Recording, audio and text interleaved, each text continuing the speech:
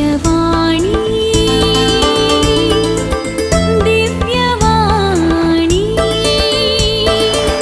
दिव्यवाणी दिव्यवाणी आमच्या समिया जेजू क्रिस्त ते अधिक मोगाचे नो तुमकां हर एकल्यांक म्हजे नामान आनी प्रणाम. दिव्यवाणी लायव्ह ह्या कार्यक्रमाद्वारे जेजूची कृपा आमकां समेस्तांक एकूट कशें सांगत हाडटा. हांव हांगासर जेजूच्या भोव पवित्र काळजाची फिरगस अंधेरी ईस्ट मुंबय हांगासर सेवा दिवन आसा. तरी हांव तुमच्या जाग्यार तुमच्या गांवांत तुमच्या संगी येवन पावता. ही एक देवाची कृपा जावन आसा. हो मागण्याचो वेळ दिव्यवाणी लायव्ह मोगाचे न्हू आमी सांतिसेम त्रिंदादेक समर्पण दिवया. बापाचे आनी पुताचे आनी पवित्र आत्म्याचे नांवी आमेन. सर्वेस्पराचे नांवी आमचो आधार ताणें रचला सर्ग आनी संवसार. सर्वेस्परा आयक म्हजें मागणें आनी म्हजी बोब तुज्या मुखार पावोवन दी. सर्वेस्पर तुमचें सवें आसो आनी तुमचें सवें आसो. भोव मोगाचें न्हू एक गीत गावन आमी समियाच्या हाजरपणांत प्रवेश जावया. आमच्या काळजाची दारां आमी उगडया. समियाची कृपा आमचे थंय व्हाळोवन दी आनी समियाच्या एकवटांत मरिये माये संगी मेळोन सांत आंतोनी पाद्वास हाचे सांगाता मेळोन सांत जुजे बाप सर सांत भक्त आनी आंत बडव्या संगी मेळोन देवाक अर्ग आनी होगलाप दिवया. मागण्यांत आसास जालें कितेंच ना. कितेंय तुमची त्या आसात ती उपकारी मनान देवाक समर्पण दिया. आनी जें कितें तुमी मागतास तें तुमकां मेळ्ळांच म्हणून भावार्थान विस्वासान पातयेवन हें गीत आमी गावया. हर एक घडी म्हज्या जिविताची सोम्या तुका हांव दिन वाचतां. भक्तीन गितां गावन संतोशाची सोम्या तुका हांव वर्णितां. हर एक घडी म्हज्या जिविताची सोम्या तुका हांव दिन वाचतां. भक्तीन गितां गावन संतोशाची सोम्या तुका हांव वर्णितां. हर एक म्हज्या सुख संतोशान सोम्या तुजो सांगात सोदतां. हर एक म्हज्या कश्टांनी दुखान सोम्या तुजो आधार मागतां. हर एक घडी म्हज्या जिविताची सोम्या तुका हांव दिन वाचतां. भक्तीन गितां गावन संतोशाची सोम्या तुका हांव वर्णितां. भावार्थ म्हजो धंडळताना सोम्या तुका हांव बोब मारतां.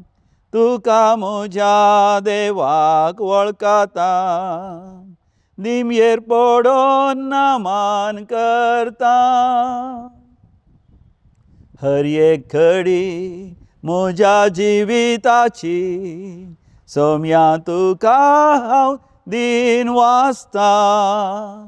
भक्तीन गितां गावन संतोशाची सोम्या तुका हांव वर्णितां. प्रार्थोया. भोव मोगाळ सर्गींच्या बापा, तुज्या भुरग्यां थंय तूं तुजो अपरिमीत मोग दाखयताय. तुज्या भुरग्यांचेर आशिर्वाद घालताय. ह्या संवसारांत जियेत आसतना एका कुटुंबांत तूं आमकां एकवटायताय. खावंक आनी जेवंक न्हेसोंक आनी पांघरूंक रावोंक बिडार आनी मोगाच्या मनशांचो मोग तूं फावो करताय. आमच्या कश्टा आकांतान तुका उलो मारतना तूं हाजर जाताय. आमच्या दोळ्यांतलीं दुखां पुसून काडताय. आमच्या सर गरजांनी पावताय. तर हांगासर दिव्यवाणी लायव्ह ह्या मागण्याच्या कार्यक्रमाचेर तूं आशिर्वाद घाल. आमी करचें मागणें तुका तें मानवून दी. आमच्या मागण्या वेळार आमचें काळीज आनी मन आमी तुका समर्पण दिता आसतना आमकां चड आनी चड तुज्या पुता जेजू क्रिस्त सारकें व्यक्तित्व फावो कर. आमच्या सर गरजेवंताच्या सर गरजांनी तूं पाव. दुखेस्तांची दुखां बसून काड. कश्टलांचे कश्ट हळू कर. ल्हान भुरग्यांक आनी तरणाट्यांक शिकोवंक विशयी जाणवाय समजणी गिन्यान आनी उगडासाची सकत फावो कर. बरें करून शिकून बरो फुडार आसो करूंक ताच्या परिक्षेनी तांकां उत्तीर्ण कर. बरें फलितांश तांकां मेळा अशें कर. तरणाट्यांक वेळार बरें काम फावो कर आनी अशें बरें बिझनेस बरो वेपार वैभट कर. बरी कृशी कर, बरें बळें काड. तांणी तांच्या जिवितांत सुफळ जिणी जिवंक हर एक तराची प्रगती आनी उद्धरगती तांकां फावो कर. वेळार तांकां देव आपणे स्विकार करचें भावार्थाचें धैर्य फावो कर. सुवार्ता परगट करूंक आनी सांगात आस काजारी जिवीत कुटुंबा जिवीत जिवंक आशेताल्यांक जिवीत असो बरो सांगाती जिविताची बरी सांगातीण तांकां फावो कर. काजारी जोड्यांक तांच्या काजारी जिवितांत भुरग्यांचे देण्या वेळार फावो कर. त्या भुरग्यांक प्रायेन आनी जाणवायन देवबिरांतीन आनी कातोलीक पवित्र सभेच्या नियमा प्रमाणे ल्हान व्हड करूंक सर आशिर्वादां तांकां फावो कर.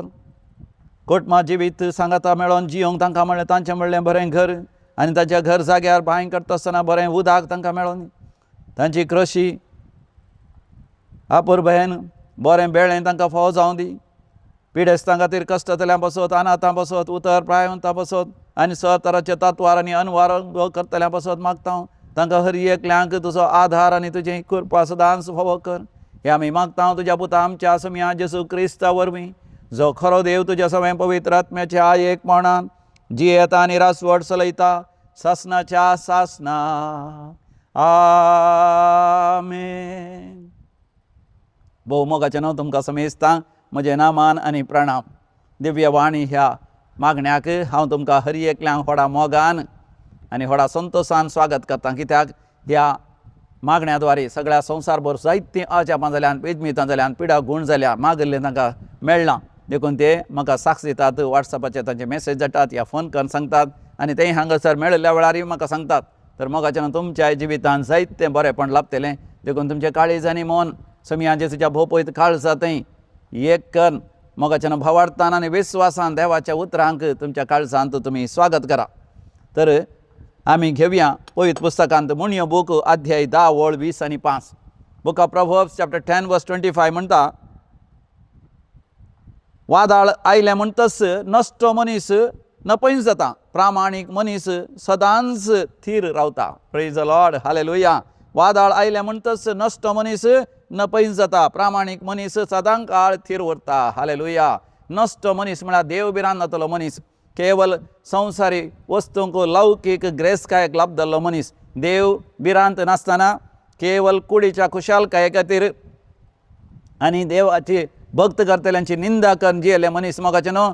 वय एकाच पारा ते नपयस जातले आनी तांचें नांवूच ह्या संवसारा वयलें संपूर्ण तरान आळसून वेतलें.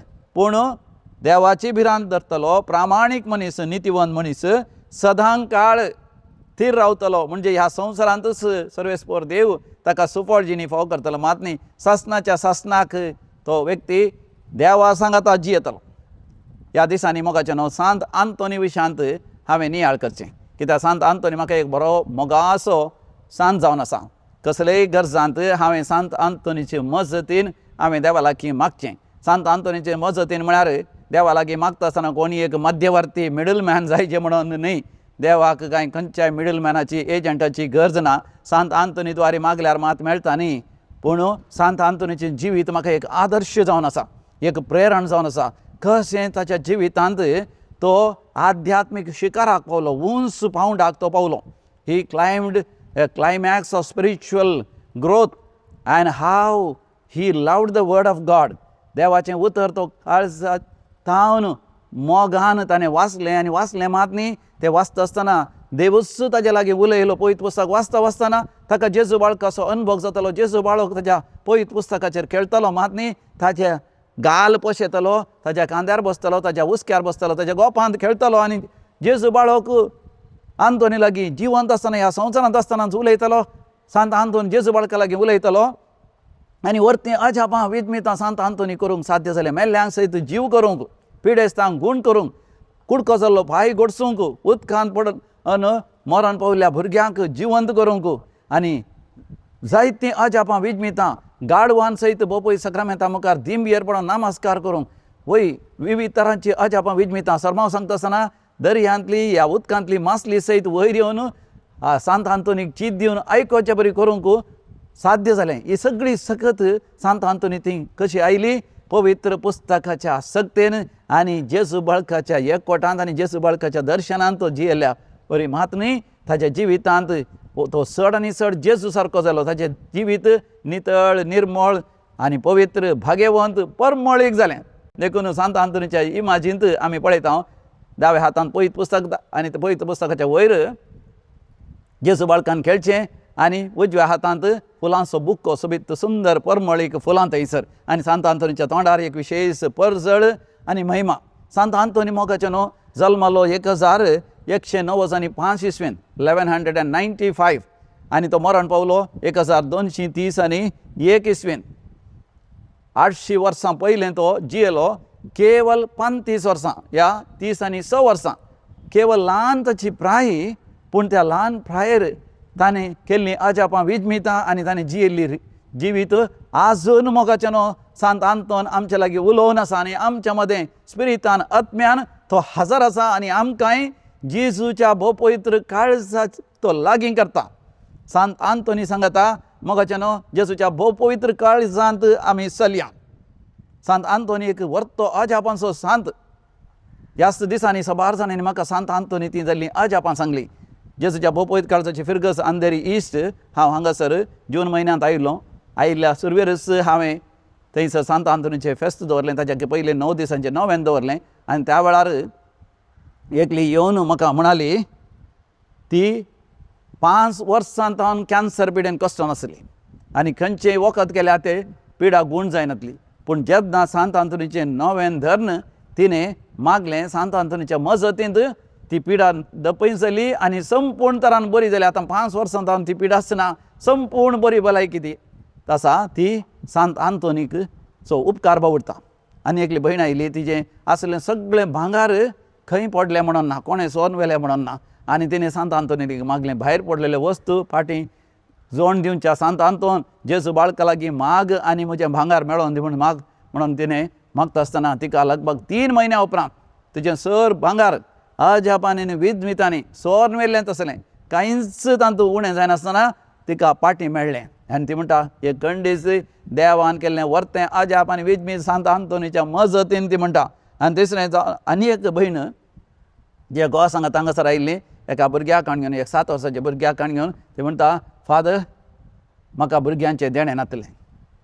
आमी रडोन आसल्यां खूब आयलां आमकां भुरगें नांगी काजारी जिवितान म्हणून. सांत आंतोनीचें नवें धर्न मागता आसतना देवान एक वर्तें अजाप विजमीत केलें. आमी त्या दिसांनी सांत आंतोनीचें नवें धर्न मागणें करता आसतना आमकांय जेजू बाळकाचें दर्शन जालें. जशें सांत आंतोन जेजू बाळकाक धर्न खेळटलो आनी त्या जेजू बाळकानच आमकां भरवोसो दिलो येवच्या वर्सा भितर भुरग्याचें देणें जातलें म्हणून.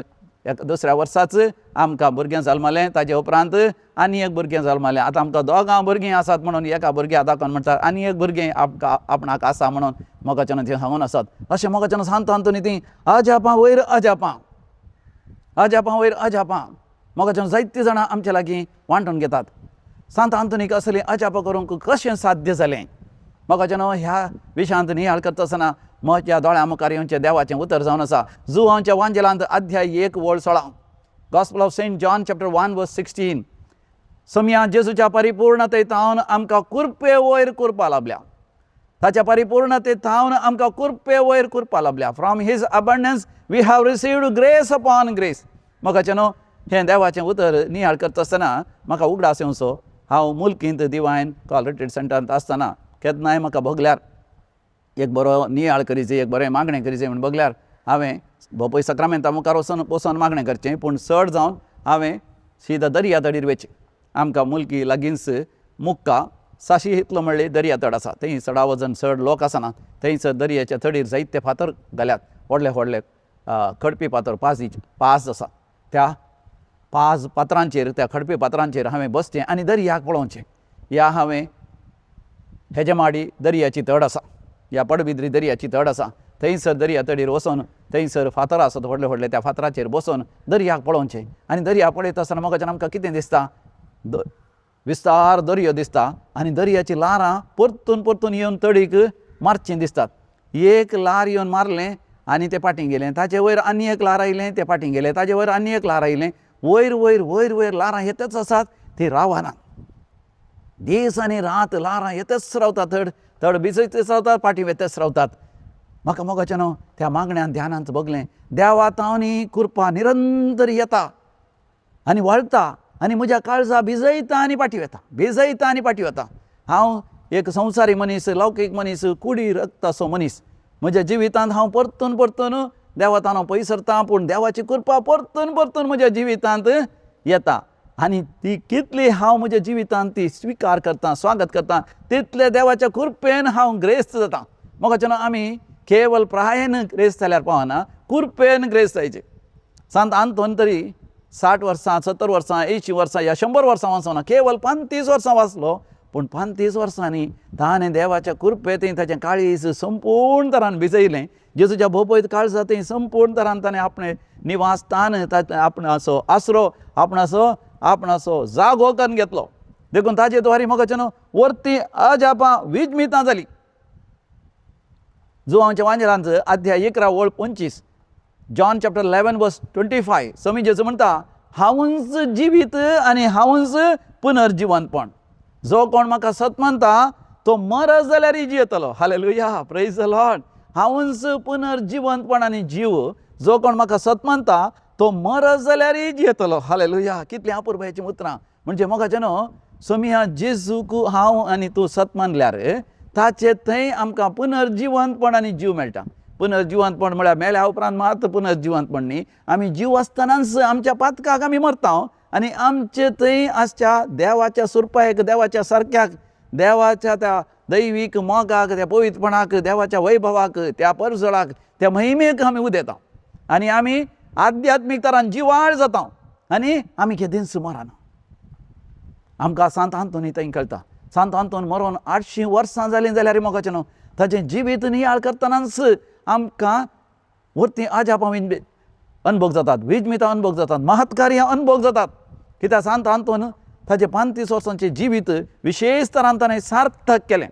मातेवाचो वांजेल अध्याय 7 ओळ 20 आनी 1 म्हणटा, gospel of saint Matthew chapter 7 verse 21, जो कोण म्हाका सोम्या सोम्या म्हणटा तो सर्गींच्या जिवितांत रिक्षना. बगार जो कोण सर्गी आसा म्हज्या बापाची खुशी करता तो सर्गींच्या राज्यांत प्रवेश करता.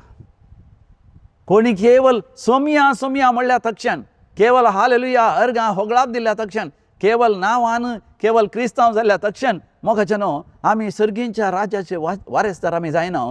बगार सर्गींच्या बापाची खुशी केल्ल्या वेळार. आनी सांत आंतोन कितें करता, देवाची खुशी करता. देखून ताचे थंय वर्ती अजापां विजमितां जालीं. देखून मोगाचें न्हू सांत आंतोनी आमकां एक मध्यवर्ती या आमचो एक एजंट न्ही देवा लागीं मागोवंक. बगार ताच्या जिवितांत देवाचीच कृपा उजवाडाक येता, परजळाक येता. देवाचेच दया, देवाचोच मोग, देवाचीच पदवी आमकां उजवाडा येता. मात न्ही ताचे थंय आमी जाणा जाता आमी कशी देवाची पदवी आपणावेत आनी आमी सांत आंतोनी बरीं जावन आमी सांत आंतोनी बरीं अजापांची हातेरां, विजमितांची हातेरां, पिडा गुण करचीं हातेरां, हेरांक देवा लागीं हाडचें तसलीं हातेरां, देवाचें राज्य विस्तारावचें तसलीं, सुवार्ता परगट करचें तसलीं हातेरां जावंक मोगाचें आमकां कृपे वयर कृपा मेळटा. सांत आंतोनाचें पयलेंचें नांव जावन आसलें फेर्नांडो. तो जल्मल्लो पोर्चुगल लिस्बनान. येदोळून सांगलें 1195 1195 इसवेंत तो जल्मलो. फर्नांडो ल्हानपणांतल्यान भक्तिवंत. ताका एक पाद्राब जायचें म्हण मन आसलें. तो सेमिनारी गेलो आनी पाद्राब जालो. एक अगस्टिनियन मंक, सांत आगोस्तिनाच्या मेळांत तो भरती जालो.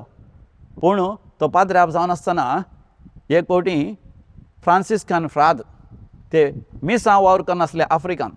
थंयसर विशेश दगदवणे वेळार ते मरण पावले आनी त्या फ्रांसिस्कान फ्रादांची कूड मेल्या उपरांत, मार्तीर मेल्या उपरांत तांची कूड लिस्बना फाटीं हाडली. ते कित्याक लिस्बनाचे म्हणजे पोर्चुगालाचे. थंयसर तांकां पुरशांवार व्हेलें आनी तांचे जिवितांत तांच्या साहसा विशान कशें कश्टा दगदवणे मदें तांणी भावार्थ थीर सांबाळ्ळो, सुवार्ता परगट केली, सबारांच्या परतवणेक सबार आनी क्रिस्ताक सोडूनदार म्हूण वळखूंक तें कारण जालें. आनी कशें धैर्यान तांचो जीव देवाच्या राज्या खातीर दिल्लो हें सगळें सरमावार आनी प्रवचना काल ताणें आनी लोकांनी उलोवचें आयकल्ल्या आगोस्तिना थंय एक उर्बा उदेली. हांवें एक सुवार्ता परगट करणार जायचे. हांवें आफ्रिका वचून सुवार्ता परगट करीचे. देखून हांवें ह्या फ्रांसिस्कानाक कादंबरी म्हजें जिवीत सार्थक करीचे. केवळ खावचें जेवचें घामाता मारचें संवसारीक कुशलाय भोगून म्हजो जीव हांवें होगडायलो तर कितें फायदो. म्हणजे लुकाचो वांजेल अध्याय 9 ओळ 25 ताका एक प्रेरण जावन मेळ्ळें. लूक चॅप्टर 9 वर्स 25. तुवें तुजो आत्म होगडावन सगळो संवसारच जिखलो म्हण चिंत्या तर हातूंत तुका कितें फायदो. तुजो आत्म होगडावन म्हणजे तुजें पवित्रपण भाग्यवंतपण होगडावन केवळ खाणा खातीर जेवणा खातीर न्हेसणा खातीर संवसारीक रेस्तकाये खातीर संवसारीक खुशालकाये खातीर घामाता खातीर तूं जियेलोय आनी मेलोय तर हातूंत तुका कितें फायदो. हें उतर फर्नांडोक विशेष बदलावण हाडूंक शकता. आनी ताणें फ्रांसिस्कन फ्रादच्या त्या मॉनास्ट्रीक तांच्या कॉवेंताक तो गेलो आनी थंयसर तो फ्रांसिस्कन जालो. त्या दिसांनी सांत फ्रांसीस आसेसीन फ्रांसिस्कान मेळ घडलोलो मात्र. आनी ते फ्रांसिस्कन फ्राद केवळ गोणी वस्त्रां न्हेसून पांयांक व्होणें सयत घालनासतना त्या हिवाळ गांवांनी ते तांच्या कॉवेंतान जियेतले आनी सुवार्ता परगट करतले आनी लोकांक पवित्र जिणी जियोंक भाग्यवंत जिणी जियोंक ते एक प्रेरण जातले आनी आफ्रिकांत वचून सुवार्ता परगट करतले. अशें फ्रांसिस्कान फ्राद तो जाल्लेंच ताणें थंयसर नांव बदलूंक आसा. देखून ताणें ताचें नांव बदलीत आसतना ताणें म्हळें ताचें नांव अँटनी दोरीसे म्हणून. कित्याक आफ्रिकांत एक सेंट अँटनी ऑफ इजिप्ट म्हणलो. ताणें थंयसर सुवार्ता परगट करून आनी भोव दुर्बळकायेची जिणी थंयसर जियेलो एक महान सांत जावन आसलो. त्या सांताचें नांव सांत आंतोनी आपणाचें करून घेतलें आनी देखून ताका फादर अँटनी म्हूण नांव आयलें. आनी अशें तो फ्रांसिस्कन फ्रादा सांगता आफ्रिका गेलो थंयसर सुवार्ता परगट करूंक. पूण थंयसर पावुल्लोच ताका पिडा आयली. ताका सारकी जिरवण जायना जाली आनी तो भोव घडीस जालो अस्क जालो मोर्चार आसलो. देखून थंयच्या फ्रादांनी ताका म्हळें तूं नवस हांगासर आयलाय तुका हांगाचें जेवण खाण तुका जायना हांगाची परिस्थिती हांगाचें वातावरण तुका जायना हांगासर रावल्या तूं मरशी तूं सीदा पाटी वच म्हूण ताका तारवाचेर त्या काळार आतां आसल्या बरी विमानां ट्रेनां बसां कारां नासलीं तारवाचेर पयण करचें आसलें. तारवाचेर ताका पोर्चुगला धाडलें. पळय हा मोगाचें न्हू ताच्या जिवितांत कितले कश्ट आयले. ताणें आशिल्लें सुवार्ता परगट करूंक आफ्रिकान ताका साध्य जालें ना. मारतेर मरोंक आशा आसली मारतेर मरोंक जालें ना. आतां पाटी लिस्माना या आपल्या आवय बापायक वचून मेळया म्हूण चिंता आसतना वाटेर ताचें तारू अवघडाक बली जालें. तें पोर्चुगल लिस्माना वेच्या बदलाक सिसिली म्हणल्यार त्या एका द्विपा लागीं वचून पावलें आनी थंयतावन ते इटलीक आयले आनी इटलींत एका शहरांत आशिल्ल्या फ्रादांच्या फ्रांसिस्कन फ्रादांच्या कॉवेंतांत तो रावलो. त्या फ्रादांनी हाका चड स्वागत करुना बरो स्वागत करुना. कित्याक तांणी चिंतलें हो एक पिडेस्त सुवार्ता सयत परगट करूंक जायना ताका बरी भलायकी ना तो आतां मरता कोणा आनी तो पिडेस्त जाल्यार तो तरणाटो देखून ताका तांणी कुस्नान काम करूंक लायलें. तो देवशास्त्र शिकिल्लो आनी देवशास्त्रांत विशेश जाणवाय ताका आसली. He was a great theologian as a Augustinian monk. पूण ह्या फ्रादांक चड शिकप नासलें देखून ह्या फ्रादांनी ह्या ब्रदर्सांनी फ्रांसिस्कन ब्रदर्सांनी ताका कुजनांत तरकारी कातरूंक आयदनां धुवंक किचन धुवंक कुजनाचें काम करूंक लायलें. पूण पळय मोगाचें देवाची मांडवळ जशें पवित्र पुस्तक म्हणटा जो कोण देवाचो मोग करता आनी कोणाचो देव मोग करता तांकां तांच्या जिवितांत सकयल संगती देव तांच्या बऱ्या पडाशें करता. रोमाकारां बरयल्लें पत्र अध्याय 8 ओळ 20 आनी 8 रोमन्स चॅप्टर 8 वर्स 28. सांत आंतोनीच्या जिवितांत मोगाचें देवाक भांगाराच्यो येवजणी आसल्यो आनी हे भांगाराची येवजण देवूच कशें तो उगडापें करता. सांत आंतोन कुजनांत काम करनासा त्याच कॉवेंतांत एक वर्द जावची आसली. फ्रांसिस्कन ब्रदरांक थोड्यांक वय दियोगानांक ह्या जागी वर्द मेळची आसली. बिस्प येवचो आसलो आनी जायते ह्या जागी आयिल्ले आनी तांचे पैकी थोड्या ह्या जागां पैकी एकलो त्या वर्दीच्या मिसाक सरमावन दिता म्हूण तांणी चिंतलें. बिस्पान पयलें सांगून दवरलें कोणी एकल्यान सरमावन दिवचें म्हणून प्रवचन दिवचें म्हणून. त्या वर्दीच्या मिसाच्या पयलें बिस्पानी विचारतना कोणाक सांगला म्हूण विचारतना आनी एकामेका विचारलें कोणाक की सांगूंक ना म्हूण जालें. आनी त्या कॉवेंताच्या वडिलाक भारी एक बेजार आयजली. आतां कोणाक सांगचें कोणी पात्र्या आयकलें ना प्रवचन दिवंक कित्याक बिस्पो थंयसर आयला. आनी त्या वेळार वडील भारी बेजारेन तो आपल्या कुजनांत वचून अशें सांगता आसतना सांत आंतोनीक तें आयकलें आनी सांत आंतोनीन म्हळें तुमी म्हाका सांगल्यार हांवें कांय तयारी करूं ना पूण पवित्र आत्म्याच्या बळान जाय जाल्यार हांव एक प्रवचन दिता म्हणटा आसतना वडिलाक भारी संतोश जालो ताका ताणें प्रवचन दिवंक लायलें आनी जेन्ना ताणें प्रवचन दिलें विस्प अजाप पावलो कित्याक पवित्र आत्म्याच्या सक्तेन बरोवन इतलें बरें प्रवचन आनी इतलो बरो सरमाव दिलो की त्या तरणाट्या याजकांक एक विशेष उमेद प्रेरण मेळ्ळें सुवार्ता परगट करूंक सांगात आस बिस्पांक थंयसर आसल्या याजकांक फ्रातांक सगळ्यांक एक विशेष दैवीक अनुभव जालो आनी ही खबर फ्रांसिस्कान मेळाचो घडणार आशिसीच्या सान फ्रांसिसाक कळ्ळें आनी तें कळ्ळेंच तो सांत आंतोनीक आपोवंक धाडटा आनी ताका तो म्हणटा तूं म्हज्या फ्रातांक तूं देवशास्त्र शिकय सेमिनरिस्तांक शिकय पूण एकूड आसतोर केवल तांकां पवित्र पुस्तकाची वळख तुवें दिल्यार पावना पूण तांकां पवित्र पुस्तकाचो मोग आनी पवित्र पुस्तकाच्या उतरांतय मागण्याचो स्पिरीट तांचें तें विशेष उपजाशें कर मोगाच्यान त्या प्रमाणे सांत आंतोन वावुरलो आनी तो वावुरलो विशेश जावन पादवा म्हणल्या जाग्यार थंयसर रोमांत लागसार पादवा म्हणलो जागो आसा त्या जाग्यार तो आसलो देखून थंयसर ताका तें नांव पडलें सेंट अँथनी ऑफ पादवा पादवा असो म्हणून जालें इसाया प्रवचनाच्या बुकांत आमी वाचता 55 अध्याय वळ 8 Isaiah chapter 55 verse 8 for God's thoughts are not our own thoughts and God's ways are not our own ways मोगाच्यान आमची चिंतना देवाची चिंतना न्ही देवाची चिंतना आमची न्ही अशें मोगाच्यान अजाप आनी विजमितांनी सांत आंतोनीक सेमिनरिस्तांत शिकोवंक मात न्ही सरमाव दिवंक अवकाश मेळ्ळो सांत आंतोनी सगळ्यांनींतल्यानी वचून सरमाव दिवंक लागलो मोगाच्यान थंयसर सरमाव दिता आसतना सुरवेर लोक ताचे सरमाव आयकना जालो कित्याक तो तितल्या उमेदीन भरोवन पवित्र आत्म्यान भरोवन पातक रडोवंक जिणी बदलूंक आनी सुवार्थेच्या मौल्या प्रमाणे जियोंक तो व्हडा उमेदीन सरमाव दिताले पूण लोक तें आयकना जालो देखून कितें करता सांत आंतोन सीदा लोकां ताणें सोडलें आनी सीदा दर्या तडीर गेलो आनी दर्या तडीर वचून थंयसर ताणें सरमाव दिवंक लागलो आनी थंयसर आसल्या मासल्यांक ताणें आपोवन म्हळें ह्या मासल्यांक ताणें नांवान आपयलें मासल्यानो देवाची सुवार्थ आयकूंक लोक तिरस्कार करनासा देखून तुमी आयका आनी तुमकां हांव सुवार्ता परगट करता म्हणटा आसतना हारी रास मासली दर्याच्या उदकाच्या वयर येवन ताचो सरमाव आयकूंक लागलें आनी थोड्या जाणांनी हें पळयलें आनी तांकां अजाप जावन वचोन फिरगतींत आसल्या लोकांक तिडशिलें तुमी सरमाव आयकूंक तयार ना देखून दर्याची मासली आयकता पळया म्हणटा आसतना लोक हारीन दर्या तडीर येता आसतना आंतोन थंयसर प्रवचन करना आसा सरमाव दिवन आसा मासली आयकून आसा ताजे उपरांत लोकां ती खबर सगळ्यांनीतल्यान फायस जाली ताजे उपरांत ताणें सरमाव दिता आसतना मिसाचें बलिदान भेटयतना ही गरज मात न्ही ही गरजेच्या भोंवतणी थोडे फावटी वय हजारांचे हजार लोक जमा जातालो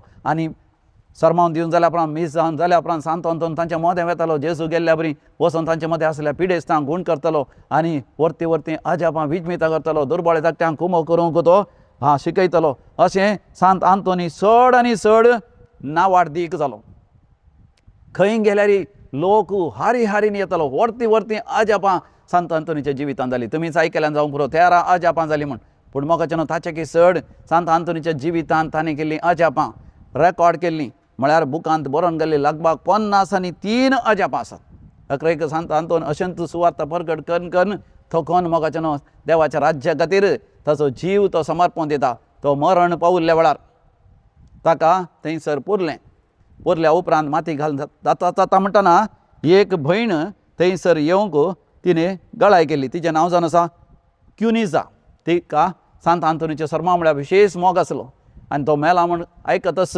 ती तिच्या घरांत धांवन आयली आतांचे बरी रिक्षानांत कारानांत बायकानांत बसानांत ट्रेनांत ती येवन पावता आसतना चड वेळ जाल्लो सांत आंतोनीक पूर्ण जाल्लें माती घालून जाली ती येवन त्या फोंडाचेर अमतेंच पडोन रडोंक लागली तिका तिच्या बुजांचेर एक कॅन्सर आसलें कॅन्सराचें व्हडलें सयत फळ आसलें डाक्टरान तें कॅन्सर म्हणलें ती कसचे वखद केल्यार ती पिडा गूण जायनातली थंयसर ओपते पडोन ती सांत आंतोनीच्या मरणांत थंय रडता आनी देवा लागीं विनंती करून मागता आसतना ती उपरांत उरता आसतना तिच्या बुजां वयलें फळ नपयस जालें तिच्या कुटुंबाच्यांक अजाप जालें तिचें तें कॅन्सर गूण जाल्लें पळोवन तितल्यार ती खबर सगळ्यांनीतल्यान फायस जाली सगळो लोक सांत आंतोन मेल्या उपरांत ताच्या फोंडा लागीं येवंक लागलो आनी उपरांत आनीकी चड अजापां विजमितां ताच्या फोंडाचेर आनी त्या फोंडाच्या माती व्हरून मागयल्ल्या वरवीं जावंक सुरू जाली देखून एकाच वर्सा भितर एक अजाप म्हणल्या बरी ग्रिगरी 9व्यान पोप ग्रिगरी 9व्यान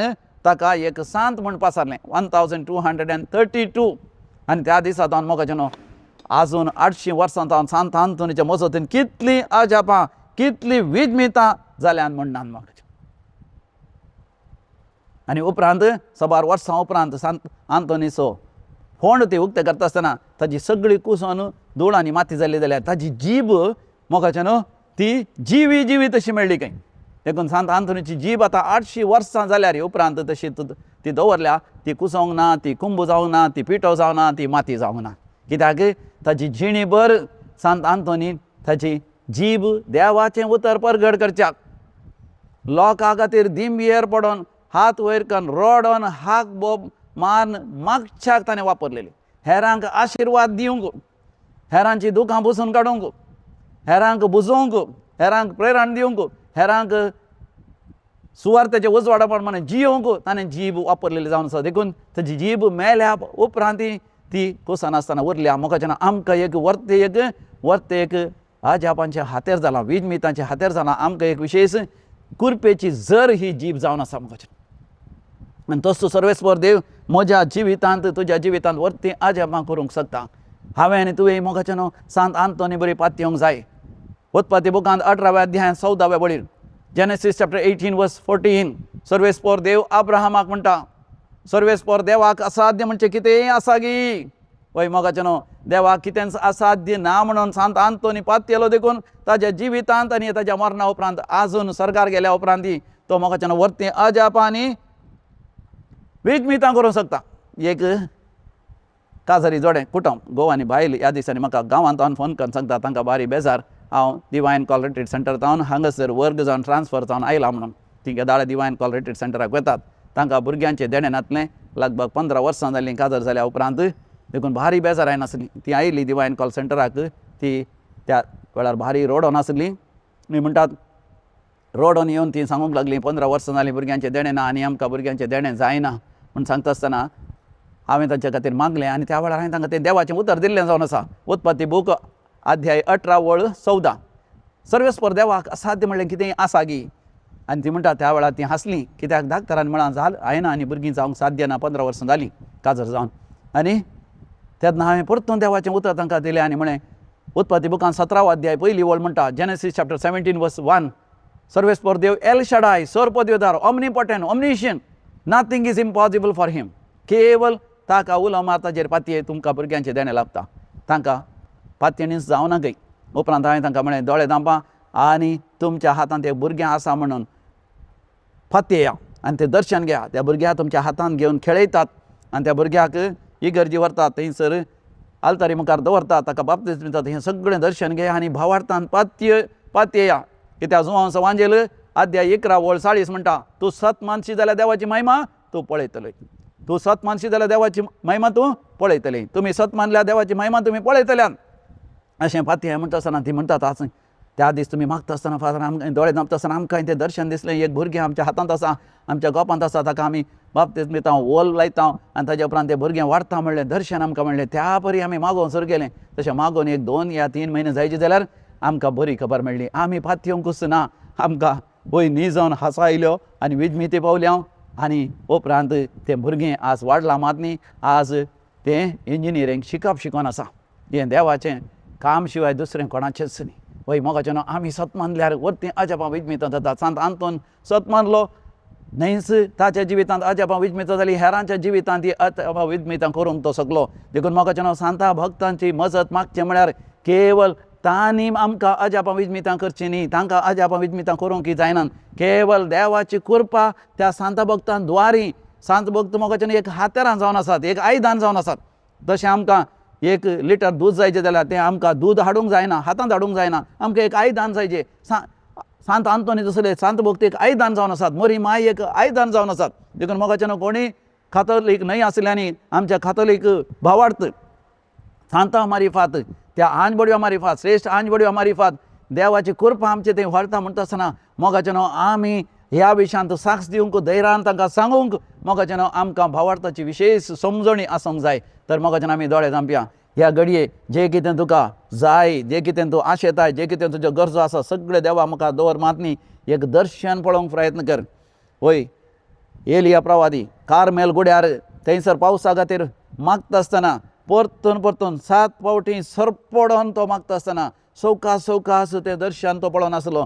वय थंयसर मोडां वयर येवची आनी थंयसर शिरांदरीचो पावस पडचो. 3.5 वर्सांच्या त्या दुकोळाच्या उपरांत पावस येता म्हूण तो सत मानलो. देखून परतून परतून ताच्या त्या सांगात्याक वय सांगात्या गेहाजीक ताणें म्हळें वच आनी पळय थंयसर आकाशार एक मोड दिसता गे म्हणून. 6 फावटी वचोन पळयल्यार ताका मोड दिसना, पूण 7व्या फावटी वचोन पळयत आसतना ताका एक ल्हानशें एका नाणें तें दवरलें. 1 रुपयाचें नाणें केदें दवरलें आसता, तें कॉयन केदें आसता तें दवरलें. ताणें ल्हानशें मोड पळयलें. मात्र तितल्या भितर एलिया प्रवादी संपूर्ण भावार्थान आनी विस्वासान तो पातयेलो गी आतां बेगीनच जायतीं मोडां सगळ्या आकाशाचेर मांडून येतली आनी शिरांदरीचो पावस येतलो म्हणून. आनी तक्षण उबें रावन ताणें देवाक अर्घ आनी होगलाप दिली आनी ताणें मागल्या बरी देवान केलें. होय मोगाचें न्हू, दोळे धांपून आमी दर्शनां पळय. जर तर तुका ती पिडा आसा ती गूण जाला म्हणून सुदर्शन पळय. तुका काम ना एक काम मेळ्ळां म्हणून सुदर्शन घे. तूं जर तर शिकताय तुका बऱ्यांतले बरे मार्क्स, नॉट जस्ट 60%, 70%, 80%, 90%, 95, 97, 98 कितलो तुजो भावार्थ त्या पर्यंत देव तुज्यार आशिर्वाद घालूंक आशेता. तुज्या बिझनसान तितलो लाभ देव करूंक आशेता. तुज्या त्या कामाच्या जाग्यार त्या व्हडलें प्रमोशन दिवंक आशेता. वय तुज्या काजारी जिवितांत भुरग्यांचें देणें दिवंक आशेता. तुज्या कृशेंत तुज्या जाग्यार तितलें बरें बेळें दिवंक देव आशेता. वय तुका बरी सैरीक दिवंक देव आशेता. तुजें जिवीत नंदन करूंक हर एका येवजणेंत तुका सुफळ करूंक ग्रेस करूंक देव आशेता. वय सर्गींच्या बापा हांगासर दिव्य वाणी लायव्ह कार्यक्रमाच्या मागण्याच्या वीक्षकांचेर आशिर्वाद घाली. ह्या वांगड्यांत वांटत जाल्यार हर एकल्यान ती मागण्याचो स्पिरीट वाडय बापा. न्हयच बापा तुका सोम्या म्हूण आपोवचें. बगार तुज्या पुता जेजू क्रिस्त थंय तुवें दिल्ल्या त्या सुवार्थाच्या उर्जवाडा प्रमाणे जियोंक बापा आमकां कृपा दी बापा. तुज्या कृपे प्रमाणे जियेत आसतना जें कितें ती मागून आसा तें सगळें तांकां दिवन दोशी कर. हें आमी मागता हांव तुज्या पुता जेजूचें नांवी. आमेन. सर्वेस्पोर तुमचें सवें आसूं आनी तुमचें सवें आसूं आनी सर पदवेदार देव बाप आनी पूत आनी पवित्र आत्मो तुमचेर आपलो आशिर्वाद घालूं. आमेन. भोव मोगाचें न्हू.